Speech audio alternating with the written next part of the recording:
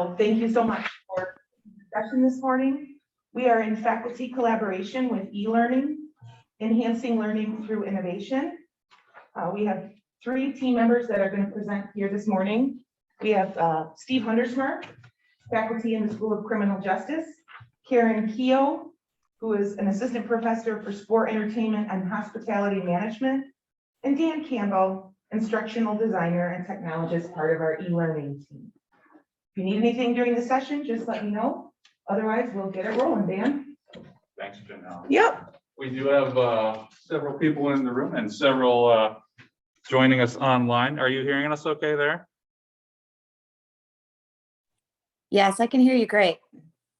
Oh, perfect. Thanks so much for vocalizing that, because we cannot see you. We've got the presentation up here. Well, good morning again. We are in eLearning eager to foster innovation, especially when it comes to online pedagogy and online instructional methods. One of the ways we do this is through our faculty and residence program. Over the past couple years, we have had 3 laureates, and I don't think that's too grandiose a term. People take part in that program, and we're here to brag about them, showcase their work, and let them tell you what they've been working on and the fun and interesting ways they are bringing innovative pedagogy into their courses and elsewhere. So our inaugural faculty and residence person was Chris DeFraia from Biological Sciences. He is actually teaching this morning. So he instead recorded his segment, which you'll find is actually quite appropriate. So we'd like to kick it off with him telling you about his experience.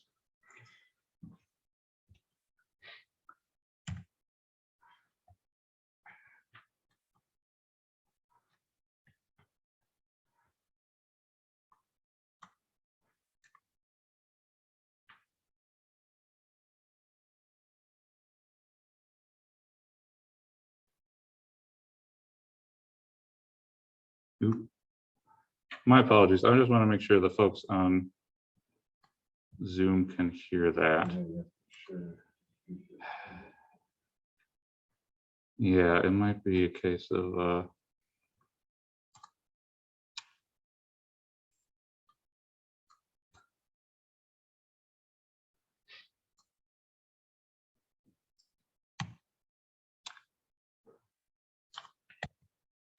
okay, that should do it. Hey everyone, I'm Chris DeFraia, and I'm an associate professor of biology in the Department of Biological Sciences at Ferris State University. And today I'm going to talk to you a bit about my stint as a faculty in residence in the Office of eLearning here at Ferris State. I was the inaugural faculty in residence, and this residence was kind of the brainchild of former director Amy Green. I went to her wanting to learn a lot more about video production and online learning, and her and I came up with this idea that I would actually work in their office and thereby benefit from the in-house expertise that the Office of eLearning has regarding online learning and video production. And that's what I did for really a full year, and it was a great benefit to me. During that time, I learned a lot about video production. I took a number of online courses on my own in addition to learning from their in-house experts. And the output of that time in eLearning was over 50 of my own independently produced videos for teaching genetics at the undergraduate level. I also put together a YouTube channel with over 20 individual videos that teach educators how to produce their own educational videos.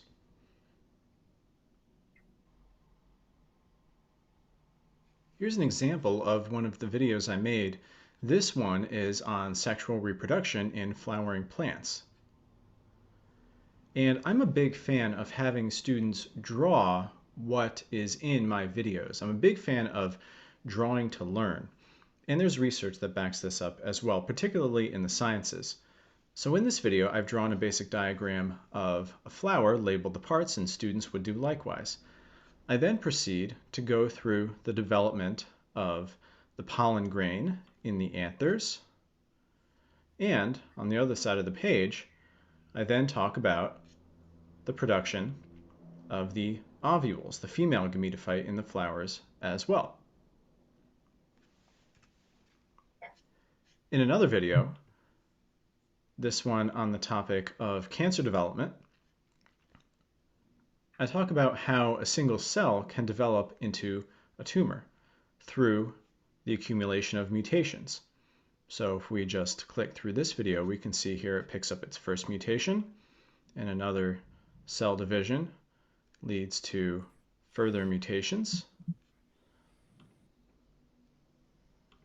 And through the accumulation of mutations that cause a cell to divide uncontrollably, the cell becomes a cancerous cell, and this process is called transformation. And further mutations can lead to clonal selection and tumor formation, and then even further mutations after that can lead to metastasis. So that's the topic of this video. And I made a number of these types of videos while in residence in eLearning.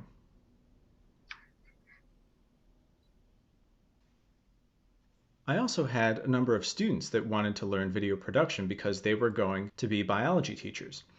So I ran an independent study course for them, and you can see here one of the products of that course. And this is a student-produced video on the light-dependent reactions in photosynthesis. And so we can screen through this.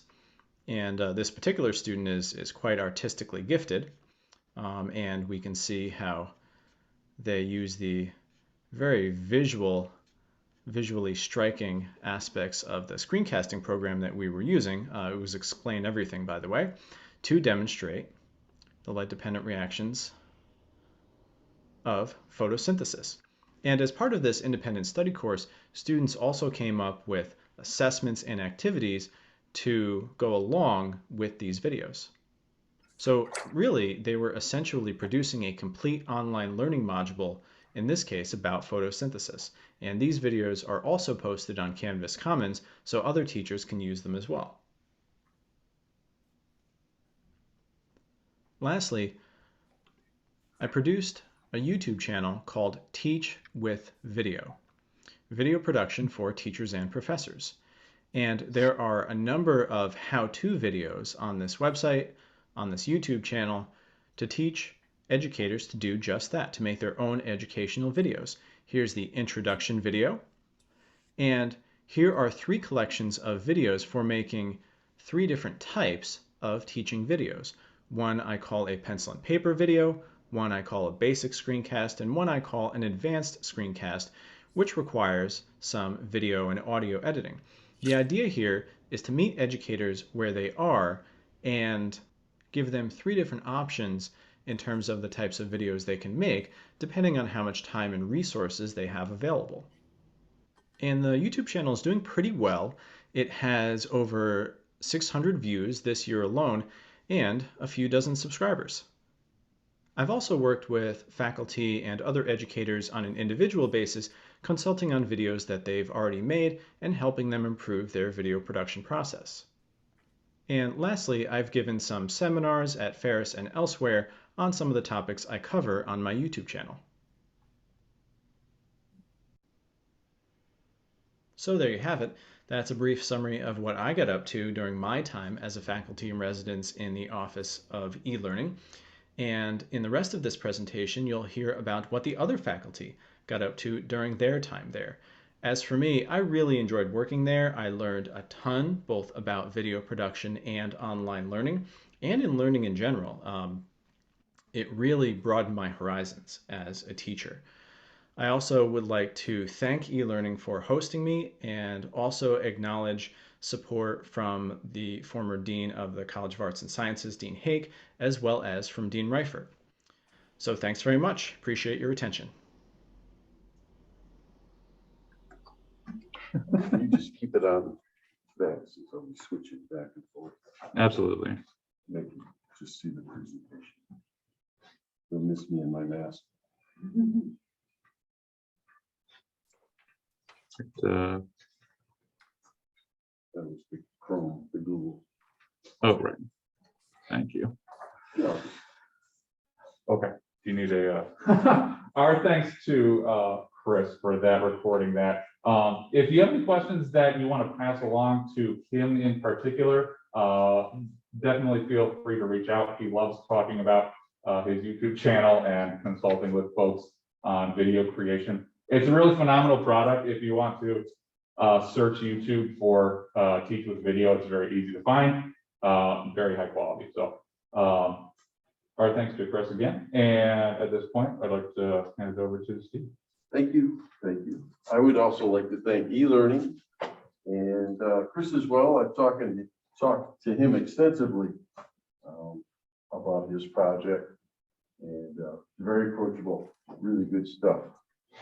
So anyway, mine goes in a little bit different direction. My first project here was a video that I completed. My approach was different in that I wanted the video to accent a class and use the video in a specific way. So I started out, and hopefully we're changing here, we're not. There we go. So the reason I wanted this video in place is I wanted to invoke chaos, and I also wanted to remove chaos at the same time with the video. And the video that I was able to produce along with eLearning was specifically designed for CRIM 321 police report writing. And the reason I put it into that class is when students come into that class, they're juniors, and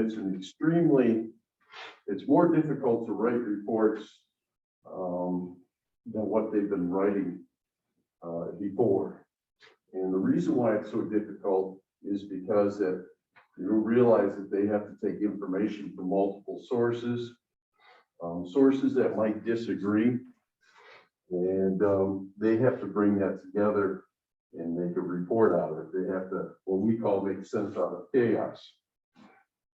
It's especially true in a domestic violence situation. It's one of the more complex reports that they're going to have to report on. If you think about it, quite often a police officer comes into a scene of a domestic violence, and the domestic violence has already occurred. And what they end up having to do is to make sense out of differing stories. But they also have to account for the control that's there as well. That's something that I wanted to represent in the video, is that control facet that's there. They might have a victim that doesn't recall everything because of the fear and the shock of what's happened. That victim may downplay the role of the abuser because of that control facet. So I want people to, report writers, to understand that, students to understand that control facet. And of course, you'll have your suspect there, or the abuser, who will be given differing accounts, but they'll also be showing signs of control over the victim, and they'll be justifying their actions. And then finally, I wanted students to understand the complexity of domestic violence as well, and the fact that they may never understand completely what happened. They may never have the full picture. And students in this class, I've noticed, seem to struggle with that. That why aren't these people giving me the full information? Why isn't the story complete? So you structured a video in a way to take away some of the complexity, but then for students to understand the control and also the unknowns that are there. So the way in which you developed the video was to literally throw the students into the domestic violence investigation at first and see what's going on, and be able to kind of sit back and understand how they can see, notice, feel the control that's there. And then finally, what what happens at the end of the video is they'll be introduced to what occurred so that they can compare what they've written in their notes to what occurred, but they can also see the parts of the picture that they never received and how they won't receive that. And then there's a slight lesson at the end of it about power and control by a domestic violence expert. So what I've noticed in one-on-one, face-to-face scenarios where I brought in people is that the students get too immersed in the situation and they're not realizing what's going on in the background. And by making this video, I'm kind of taking advantage of the passive nature of watching video at first, and that they can sit back and we can discuss how the officers are investigating this and control and everything. And then finally at the end, they can see what occurred. So moving on pretty quickly. I really think that this occurred at 3 different levels. I call it 3D. I couldn't come up with a better title, so I came up with that. So in essence, what you try to do, or oftentimes we'll do in this class, is you become too focused on level 1, which students have to know how to ask questions, do interviews. So that part is there as well. What I thought that I could bring in with this video and developing the way it was is a level 2 and a level 3. So in level 2, we can look at the victim and we can see the power and control dynamic that's there, how to watch for it, how they display it. The suspect, we're also looking at the control aspects that they're showing, the line and the manipulation that also go on. And finally, really focus on the power and control dynamic with that lesson in the end, where the power and control wheel are applied to the situation by an expert. And then finally, the level that I was really going after the most was the last level, where students can see how close their report came at the end, and the fact that they're never going to get the whole story as to what occurs. So some quick examples from the video here of what I was going after. Sorry for my back for those in the room. Was again, these are students that are acting, and this is TDMP, who did a great job. Control click there. Yeah, I realized I fell apart there. You guys been in any other fights or anything recently? I mean, I want to call them fights. Like, I just mess up sometimes, and he just gets upset, and like, I deserve it because like I mess up so much, so he has like the right to be. So in that video, what you're looking for is the actually physical signs of control over the victim there. With a very good student, Alyssa Ash, that's playing that part. But students can see how actually the victim in this case is kind of downplaying the domestic violence and doing a little bit of self-blame here because of that control aspect. The level 1 parts of this are, that's a real police officer from Ferris, and he's asking the right questions, and she's reflecting on what's happening. So that's kind of the level 1 and the level 2 that I think are apparent.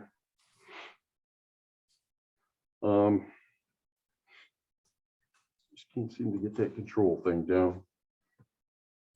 All right, tell me what happened. Just kind of take me through the whole situation from when you get This home. is our suspect. So I got home. Great She got all student here. pissed off that I came home late. Okay. Yeah.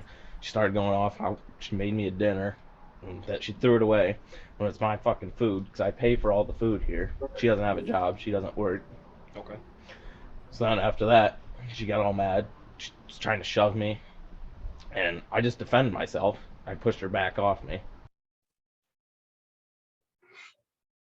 And that was an example of the power and control part of this on the abuser's part and the blame that it puts on the victim as well. So that's great for students to see.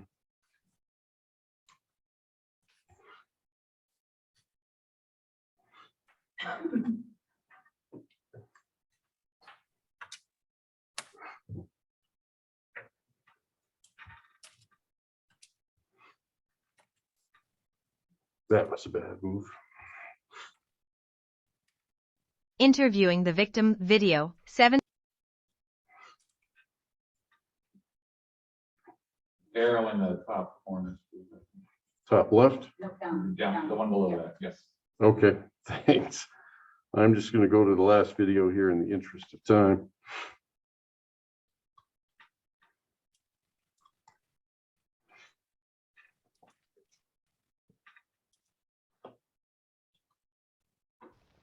Hello. What you just saw was a reenactment of a domestic violence altercation. It was not real, but it does represent a very common way that domestic violence shows up in relationships. My name is Raven, and I oversee all the interpersonal violence prevention work on campus, working with our Anti-Violence Alliance. Dating or domestic violence is a pattern of coercive behavior used by someone to control their intimate partner. It is a learned behavior that has nothing to do with mental illness, substance use, or anger management issues. Abuse grows from a perpetrator's attitudes and values about relationships.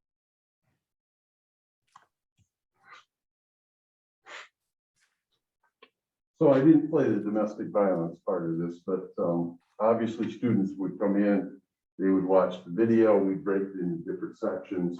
We would talk about the officer's questions and stuff, the level 1 stuff. The level 2 stuff would be talking about power and control.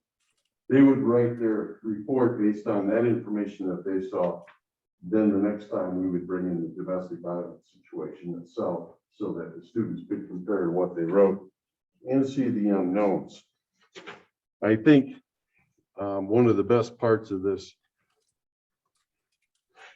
was this part here, where we actually got to work with Ferris students in the Ferris community. I can't thank TDMP enough. I actually went to them in the fall and I did a bid process for them to do a professional video, and they did that. Students that they sent were outstanding, but it was just, it was a great time. It happened after COVID, and the fact that e-learning helped me do this and was able to step back and do this video was awesome. So thank you very much. I appreciate it. I think I did my 10 minutes of time here.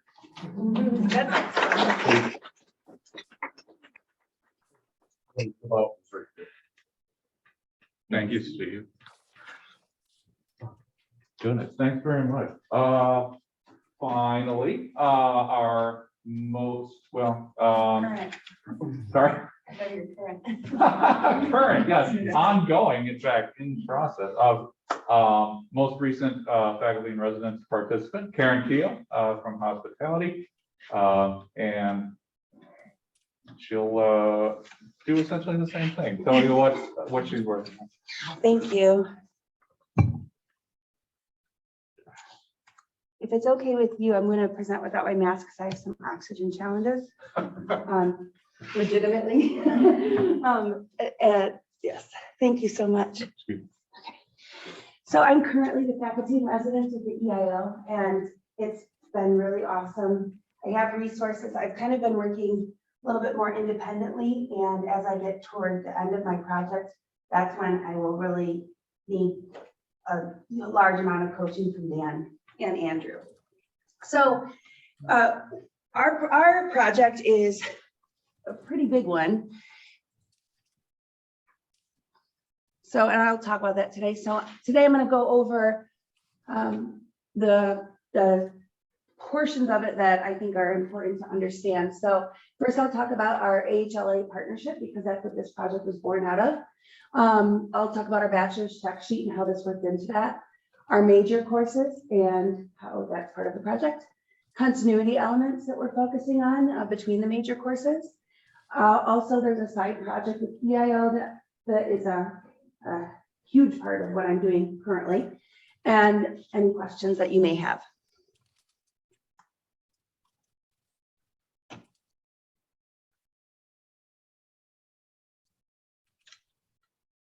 Dan, I didn't ask, but this is shared with Zoom, is that correct? It is. Okay. So our AHLA partnership, that's the American Hotel and Lodging Foundation, and they have an apprenticeship program. So so it's usually what we work with is AHLEI, which is the Educational Institute. And so saying AHLA is a bit of a tongue twister for me. So that's why I keep getting tripped up on that. But they currently have 2 apprenticeship tracks, and this is in partnership with the National Restaurant Association. I actually teach hospitality in particular. So that's why this is relevant to what we're doing. So the lodging manager and the hotel cook, so they can take either of those paths. So these are very, of course, hands-on apprenticeships. They're actually working. The key highlights of these apprenticeships, they have a 94% retention rate, which is pretty awesome. 47 states and over 500 hotel properties. So the reach of this apprenticeship program is huge. They currently have over 100 apprentices, 1,000 apprentices in the program. So what's really neat is they have one partner to ladder this apprenticeship program into a baccalaureate, and that's at Ferris State University. One partner in the entire country, and that's us. That's Ferris Hospitality. So how cool is that? So they can use their lodging manager track. We'll take 12 credits, and they're able to pull that into our bachelor's degree, of course. So historically, we have not offered our degree remotely. It's always been face-to-face because we are career technical education, and so that hands-on component is huge.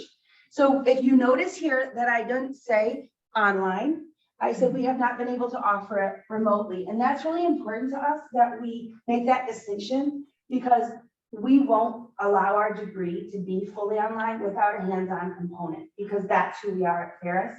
And that's what we believe in, and that's who we are as a program. We've been around for over 50 years, and we think it's really important that that hands-on component is there. So by making the major available online, what we can do is we can recruit from over 1,000 apprentices all around the country that we otherwise would not have access to. So in these times when enrollment is a challenge, we're really looking at these other pools of enrollment that we weren't able to tap into before. That's really important to us. As I'm sure it's important to all of you as well. Also part of this project is building continuity between the courses.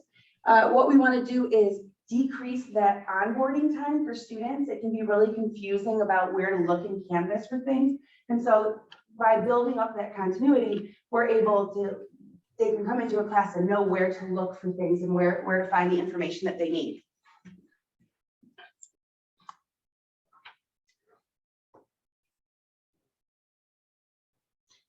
So within our major, we have what's called a specialized concentration. And so these are 24 credits that the students can take that are specialized to what they want to do in their careers. So that they are taking academic classes that are exactly shaped to what they want to do. You want to be an entrepreneur and start your own restaurant? Excellent. We will help you come up with what your direct electives are going to be. So within this 24 credits, 12 of the apprenticeship credits will fall into the specialized major. So obviously 12 credits in lodging management, very applicable to a hospitality management degree. The other 12, what's very neat, is we can do cross collaboration with other programs. So they can take a marketing class, they can take a selling class. They can also take other hospitality classes that we will eventually be putting online. For example, Professor Dory teaches what's the name of your class again? Convention Management and Service. That one can easily go online because it's an AHLEI based course. And so we'll have those other opportunities for them based on what they want to do. And so another thing in hospitality management, because we are so service focused, we want to be able to have those conversations individually with students. Where do you want to be? What do you want to do? And we take advising very seriously. We spend at least an hour advising at a time. And sometimes that's 3 hours of advising for one student in a semester, because we want to make sure that we're really guiding them. So in this way, we would meet with the students and figure out exactly what they want to do and make something that works specifically to them.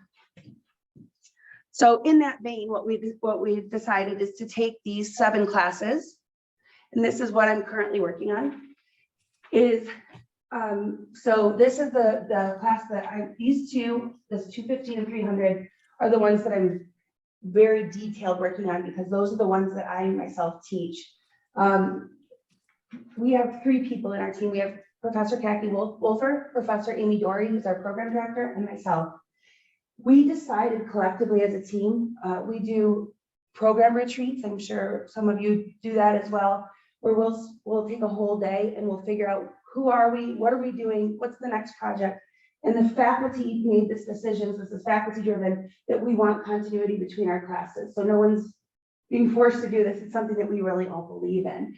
And so I'm working on those to get very detailed. And then what I'm doing is I have access to the other professors' classes, and we'll be looking through those and then coaching them through this project of what we need to do, where it needs to be, and then also building those elements out for them, which is another thing that I'm working on. So what's nice is each class has a different focus, and so we have some different cool things that we can be adding to these classes to make them more dynamic.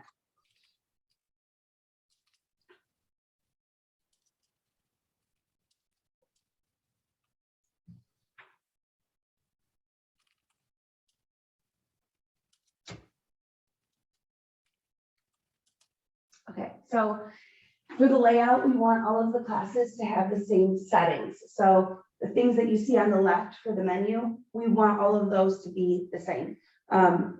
Unless there's something that's very specific to that class, those are all going to be the same. But what's nice in Canvas versus Blackboard is they're all just in alphabetical order anyway, so it's not like they're all over like they were in Blackboard. I liked the creativity that I could use in Blackboard. I missed that a little bit in Canvas, but I'm learning how to use those elements in a different way. Our menu, so our our homepage will all be the same format. So we have a template that we use that has the hospitality management program, the name of the class, our contact information as professors, and then the other professors in case they're the advisor for the student, and then our hospitality information. So everyone is seeing that, and they have that information right there when they log in. So then with the modules, we're all implementing the Start Here module. I don't know if any of you use that, but we like that, especially for remote learning, where we can do a welcome video. We can have our syllabus in there. We also have faculty expectations. So we tell the students, this is what we expect of you. This is what you can expect from me. And then they, in their first discussion, they say, I have read and understand all faculty expectations. So we set it out right at the beginning. Like, so you read it, you said you read it, you got it. So that's kind of a nice piece to add. And there's some other Start Here things that we've included that will make sure that all the students know where to look and understand what to expect from our faculty. The next level of things is the ADA compliance, and not just compliance, but we want to meet high standards for that. I'm also looking into the possibility for grants to have our things, our items translated into Spanish. So we have a Spanish speaking student who's also an employee at Ferris, and it would be great to be able to get some grant money for her to help us with some translation, because once again, that opens up the diversity of the program and helps us tap into potentially new enrollment pockets. Lastly is these extra elements that make them really dynamic. So including simulations. Andrew and I will be working on an escape room for sanitation and safety. So for hazard, we call it hazard analysis critical control points. Thank you. Hazard analysis critical control points, which is Amy's class. So we could do an escape room that's a kitchen that has these sanitation hazards, and how cool, right? So that's something that will be coming, probably we'll be working on in the summer, because that's going to be a big project, and Andrew's stoked. He loves escape rooms. So the other cool thing is in our internships, the students all do e-portfolios, which become their professional website. And we've started including those elements into all of the other classes. So for example, if they take my food and beverage operations management class, they do a full business plan. It's about a 60-page business plan with financials and everything.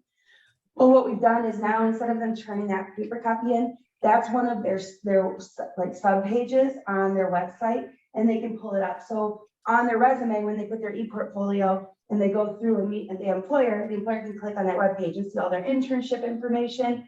CACI has them in their internship, on their internship site, include artifacts from classes. So for example, she might say, for this class that you use in your internship. So I teach guest service management. So that one's often, they use an artifact from that class. And so employers can also click and see that they're not just saying they did it, they can click and see the work that they've done. So that's worked out really neat, and that it will be incorporated in all classes in the major, which we have not done yet. So that's also part of this project. And then we're also including Strengthsfinder in all of our classes as well. So Strengthsfinder, if you're not familiar, is it's a pretty quick quiz that you take that kind of helps you figure out what your strengths are. And we have coaches that come and work with our students that talk with them about how to incorporate strengths into their resume, use the right language. So they're not just using buzzwords like enthusiastic, but instead can use words that go with their strengths. If you aren't familiar with strengths, if you see someone with an email, for example, tagline that has 5 words that are descriptors at the end of their email, those are their Clifton strengths. So we're also including those everywhere. How am I doing for time? Good. Okay. So that's the big project. And then this is another big project. So the other project that we're doing with the EIO, specifically with the DD Stakely and Sandy Stoddard from the Office of Transfer and Secondary School Partnerships, is we are working on this dual enrollment ski resort management certificate, and it's at Boyne Mountain Resort. In fact, I'm headed there in about 4 hours. So what we did is we started this by building up the partnerships. And so we have 4 kind of partners, if you will, in this program. So our program, Hospitality Management, the Office of Transfer and Secondary School Partnerships, Boyne Mountain Resort, who is our professional partner, and then local secondary schools. So what this is it's a dual enrollment initiative.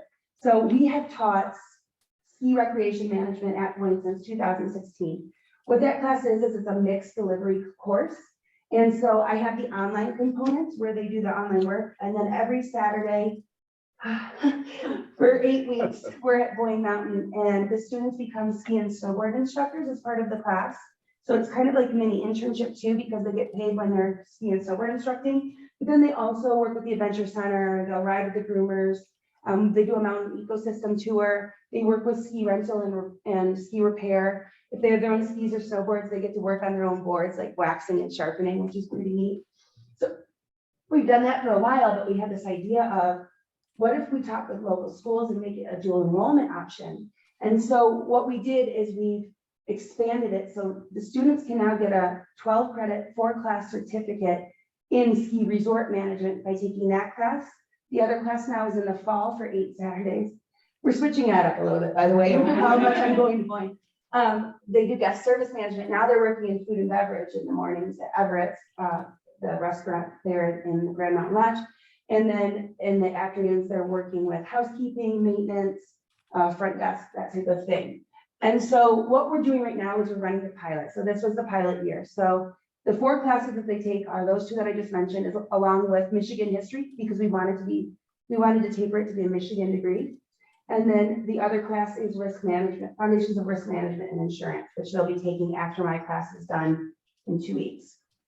So that's what we've been doing, is providing the classes and then also developing marketing materials through that. Because they're minors, we are really careful about how we're taking pictures, and we're taking, I have alumni who went through the program who are now ski and snowboard instructors. So we're using them for pictures because they're over 18. But that's what we're doing right now. And then we're also working through challenges. When you have this many partners working on a project like this, it can be really challenging. And the other thing is we can't get in the way of the operations at Boyne. The goal is to help them. So if you think about it, the point of this is it's helping us get enrollment from pockets that we wouldn't be able to touch otherwise, we wouldn't have. It's helping the students get jobs and be able to work. And then also hospitality is in a major labor crisis, as I'm sure many of you are recognize. And so it helps Boyne get employees. So we want to make sure that we keep that mission at the fore of what we're doing. So we work through those challenges. There's a lot of moving parts in it. And then launching the program. So we're going to do our marketing campaign in 2023, March for September. The reason being is that for dual enrollment, students need some time to think about it. They also need some time to consider giving up Saturdays and be able to plan around it. So I've actually adjusted the schedule. So they'll be on 2 Saturdays, off a Saturday, on, off. That way they have a little bit of a break and they can plan to have some fun on the weekends. So that's that. So yeah, it's been a ton of work, of course, but it's also really been fun because I feel like what we're doing is dynamic. I feel that having the time to be a faculty in residence and having that time away from teaching where I can create these really neat experiences and also help with our enrollment has been priceless. And I'm not done yet, but when it is done, I'm really excited to have something to show for this time. And it wouldn't be possible without this faculty in residence program. So I'm really proud to be part of the program. I'm also humbled to be able to do this. So I want to thank Dan for your coaching, and Andrew, if you're listening. And I want to thank you all for your time today. So thanks for listening.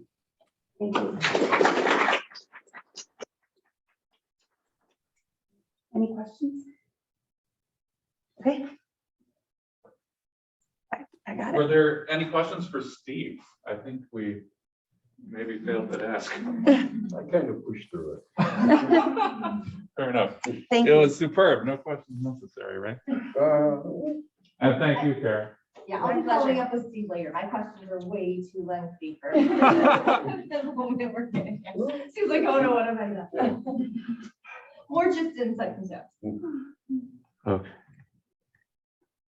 Oh, now I'm incredibly hesitant to have to follow that, but fantastic. Well, one of the things we hope you're seeing is the very intense focus on student learning that all these projects are bringing, and the potential for significant enhancements in that area when everything's rolled out and fully implemented in the coming semester. So it's always very exciting to be a part of that and to be providing some kind of venue for our faculty colleagues to pursue these projects. So as we wrap up, we just wanted to do a quick plug overview of the program itself.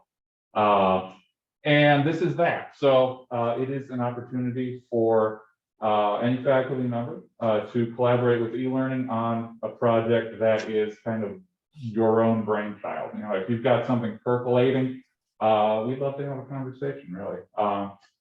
It does certainly help if it focuses on online environments. That's what we're all about. So if you are teaching online, if you plan to teach online, maybe your department wants to do something like hospitality is doing and have a little continuity between all your courses, you know.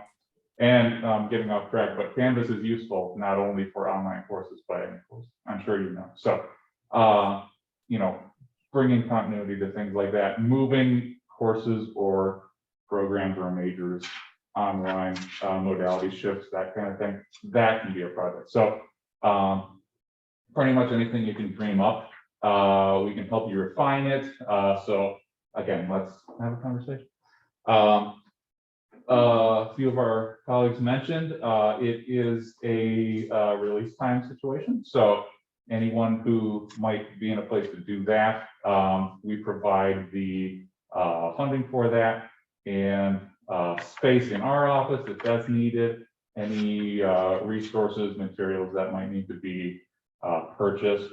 Chris did buy a bunch of hardware and software to facilitate all those videos. These two, Karyn and Steve, are had some important partnerships along the way with current students, professional partners, etc. So all that can come into play. So once it's refined, you know, we just have a conversation and it eventually becomes a more formal application with project description and deliverables and all the things that you might expect for a long-term significant project. So, but as you've heard, everything is going to be meant to be kind of considered on a case-by-case basis. We do hope that there might be one faculty and residence person, at least one active at any given time, but those are going to vary a lot in terms of the length it occurs for, the scope that they might be looking to tackle. So again, very, very individualized. We want to, make those innovative ideas a reality with this program. So this is one of the ways we are looking to do that. Okay, I'm getting ahead of myself there, but yeah. Any more details that you're interested in learning about the faculty and residence program? I'm actually in this very room all day. So if you want to talk more about that, please, let's, it all just starts with a conversation. So Andrew Peterson or myself are happy to do that with you. So are there any questions we can address right now, any of us? Can I just add one point? Yes, please. At 2 o'clock today I believe it's in this room, Kathy Wolford will be talking about using e-portfolios and internships. So if you're interested in that, I strongly recommend it because she's really done an amazing job and she's a great instructor. I think she's on Zoom right now too. Plug, Kathy. Is it okay? Okay, yes, thank you.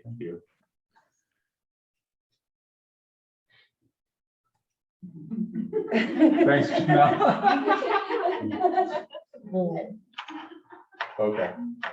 Okay, well, sir, if you've got $50, you can be or you can reclaim the 15 minutes before the next session, or just run out the door before I can get to you. But thanks once again to our 3 faculty and residence participants. We're so happy to have had and to have you on board. It's been an exciting thing to be a part of. So, and thank you to everyone who braved the roads to be here in person, and to those of you listening on Zoom. Thanks so much. Thank you. Thank you. Oh, yes, thank you. Thank you. Just a reminder, there are refreshments in 203 and the keynote is at 9:30 in 202C.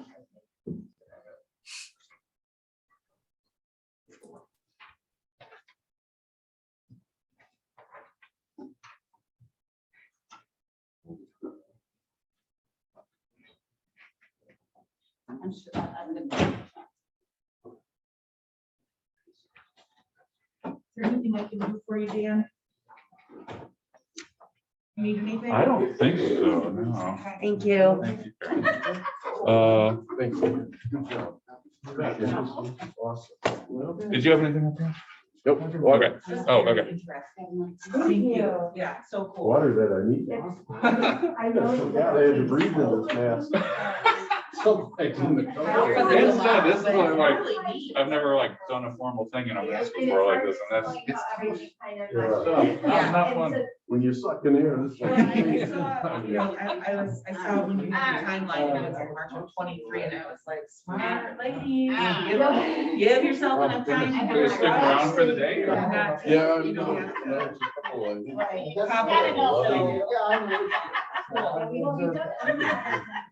Oh, are you a host? Yeah.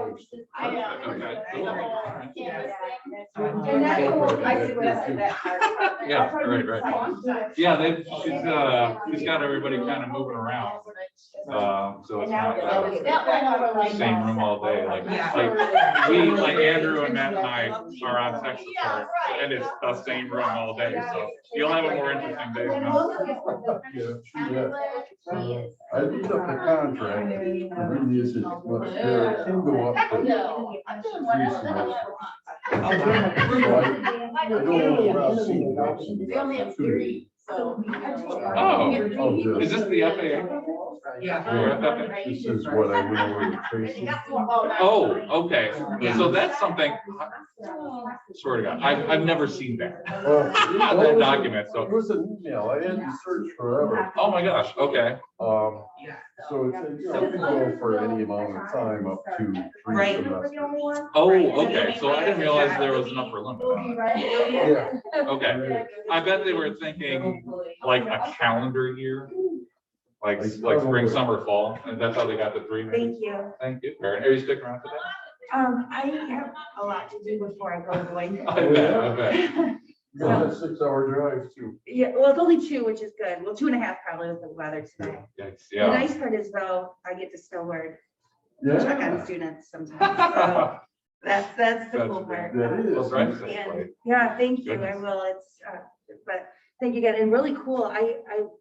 I wanted to see your whole video, like, so I Oh, will check send me it an out. email. I'll send Okay. you the link. It's on Yeah, YouTube. that's so. really neat. My dad was a policeman for 42 years. Oh, wow. Wow. Yeah, he was the director at Ferris State for 12 years.